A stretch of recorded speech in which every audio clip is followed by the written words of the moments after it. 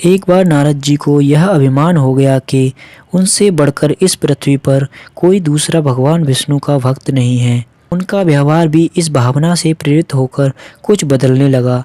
वे भगवान के गुणों का गान करने के साथ साथ अपने सेवा कार्यों का भी वर्णन करने लगे। भगवान से कोई बात छुपी थोड़े ही रहती है। उन्हें तुरंत इस बात का पता चल गया। वे अपने भक्त का पतन भला कैसे देख सकते थे। इसलिए उन्होंने नारद को इस घमंड से बचाने का निर्णय लिया। एक दिन नारद जी और भगवान विष्णु साथ साथ वन में जा रहे थे। अचानक विष्णु जी एक वृक्ष के नीचे बैठ गए और बोले, भाई नारद जी, हम तो थक गए, प्यास भी लगी है, कहीं से पानी मिल जाए तो ले आओ, हमसे तो प्यास के मारे चला नहीं जा रहा। यह सुनकर नारद जी तुरंत सावधान हो गए। उनके होते हुए भगवान भला प्यासे रहे। वे बोले, भगवान अभी लाया, आप थोड़ी देर प्रतीक्षा करें। नारद जी एक दिशा की ओर दौड़ लिए। उनके जाते ही भगवान मुस्कुराए और अपनी माया को नारद जी को सत्य के मार्ग पर चलाने के लिए आदेश दिया। माया शुरू हो गई। नारद जी थोड़ी ही दूर गए होंगे कि उन्हें एक गांव दिखाई पड़ा, जिसके बाहर कुएं पर कुछ युवा स्त्रियां पानी भर रही थीं। कुएं के पास जब वे पहुंचे तो एक कन्या को देखकर अपनी सुध बुध खो बैठे, बस उसे ही निहारने लगे। वह ये भूल गए कि भगवान के लिए पानी लेने आए थे। कन्या भी नारद जी की भावना समझ गई। वह जल्दी जल्दी जल से घड़ा भरकर अपनी सहेलियों को पीछे छोड़कर घर की ओर लपकी। नारद जी भी उस कन्या के पीछे चल दिए। कन्या तो घर के अंदर चली गई, लेकिन नारद जी ने द्वार पर खड़े होकर नारायण नारायण का अलख जगाना शुरू कर दिया। गृह स्वामी नारायण का नाम सुनकर बाहर आया। उसने नारद जी को तुरंत पहचान लिया।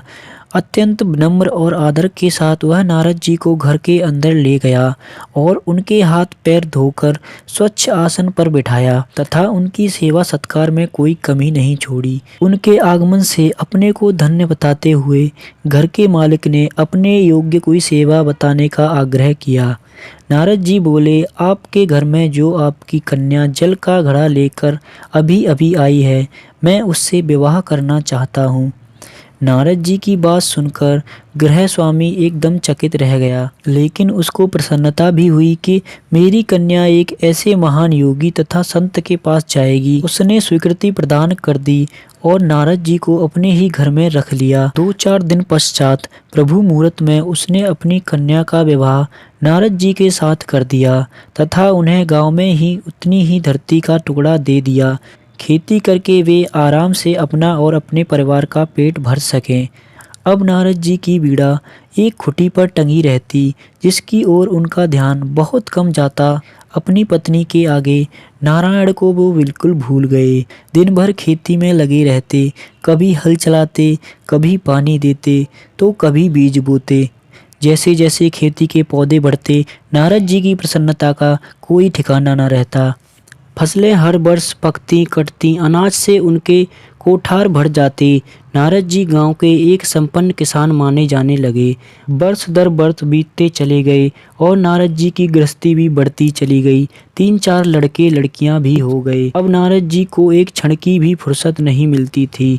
वे हर समय बच्चों के पालन पोषण तथा पढ़ाई लिखाई में लगे रहते थे अथवा खेत में काम करते रहते थे। अचानक एक बार तेज बारिश हुई, जिसने कि कई दिनों तक बंद होने का नाम नहीं लिया। बादलों की गरज और बिजली की कड़क ने सबके हृदय में भय उत्पन्न कर दिया। मूसलाधार वर्षा ने गांव के पास बहने वाली नदी में बाढ़ की स्थिति पैदा कर दी। चारों ओर पानी ही पानी फैल गया। कच्चे पके सभी मकान ढहने लगे। घर का सामान बह गया, पशु भी डूब गए। उन घरों के सभी व्यक्ति मर गए। गांव में त्राही त्राही मच गई। नारद अब क्या करें? उन्होंने भी घर में जो भी थोड़ा कीमती सामान बचा था उसकी गठरी बांधी और अपनी पत्नी तथा बच्चों को लेकर जान बचाने के लिए पानी में से होते हुए बाहर निकलने लगे। नारद जी बगल में गठरी थामे एक हाथ से एक बच्चे को पकड़े और दूसरे हाथ से अपनी पत्नी को संभाले हुए थे। पत्नी भी एक बच्चे को गोद में और एक हाथ में पकड़े धीरे धीरे आगे बढ़ने लगी। पानी का बहाव अत्यंत तेज था तथा यह भी नहीं पता चलता था कि कहाँ गड्ढा है और कहाँ टीला। अचानक नारद जी ने ठोकर खाई और गठरी बगल से निकलकर बह गई। नारद जी गठरी कैसे पकड़ते, दोनों हाथ तो पहले से ही घिरे थे। मन को महसूस कर सोचा कोई बात नहीं, फिर कमा लेंगे। कुछ दूर जाने पर पत्नी एक गड्ढे में गिर पड़ी और गोद का बच्चा छूटकर बह गया। पत्नी बहुत रोई, लेकिन क्या हो सकता था। धीरे धीरे और 2 बच्चे भी पानी में बह गए। उन्होंने बहुत कोशिश की बचाने की, लेकिन कुछ न हो सका। दोनों पति पत्नी बड़े दुखी होते, रोते बिलखते बिलबिलाते, लेकिन कुछ ना कर सके। और थोड़ी दूर चलने के बाद ही एक ऐसा गड्ढा आया जिसमें नारद जी और उनकी पत्नी समा गए। नारद जी तो किसी प्रकार से गड्ढे में से निकल आए, मगर उनकी पत्नी का पता कहीं नहीं चला। बहुत देर तक नारद जी उसे इधर उधर दूर दूर तक ढूंढते रहे, लेकिन व्यर्थ। रोते रट उनका बुरा हाल था। हृदय पत्नी और बच्चों को याद करके फटा जा रहा था। उनकी तो सारी गृहस्थी उजड़ गई थी। बेचारे क्या करें, किसे कोसें, अपने भाग्य को या भगवान को। भगवान का ध्यान आते ही नारद जी के मस्तिष्क में प्रकाश फैल गया और पुरानी सारी बातें याद आ गईं। वे किसके लिए आए थे और कहाँ आ गए।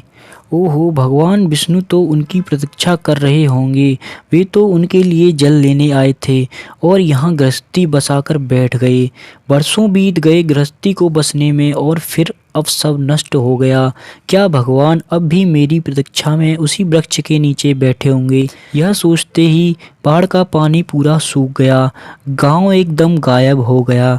वे तो घने वन में खड़े थे। नारद जी पछताते और शर्माते हुए दौड़े। देखा कुछ ही दूर पर उसी वृक्ष के नीचे भगवान लेटे हुए हैं। नारद जी को देखते ही उठ बैठे और बोले, अरे भाई नारद, कहाँ चले गए थे? बड़ी देर लगा दी, पानी लाए या नहीं? नारद जी भगवान के चरण पकड़कर बैठ गए और रोने लगे। उनके मुंह से एक बोल भी नहीं फूटा। भगवान मुस्कुराए और बोले, तुम अभी तो गए थे, कुछ ज़्यादा देर थोड़ी हुई है। लेकिन नारद जी को लगा था कि बरसों बीत गए। अब उनकी समझ में आया यह सब भगवान की माया थी, जो उनके अभिमान को चूर चूर करने के लिए पैदा हुई थी। वे सोचने लगे, उन्हें घमंड था कि उनसे बढ़कर त्रिलोक में दूसरा कोई भक्त नहीं है। लेकिन एक स्त्री को देखकर वे भगवान को भूल गए। उनको पछतावा होने लगा और उनका घमंड जरा सी देर में चूर चूर हो गया। वे पुनः सरलता और विनय के साथ भगवान विष्णु के गुणगान करने लगे।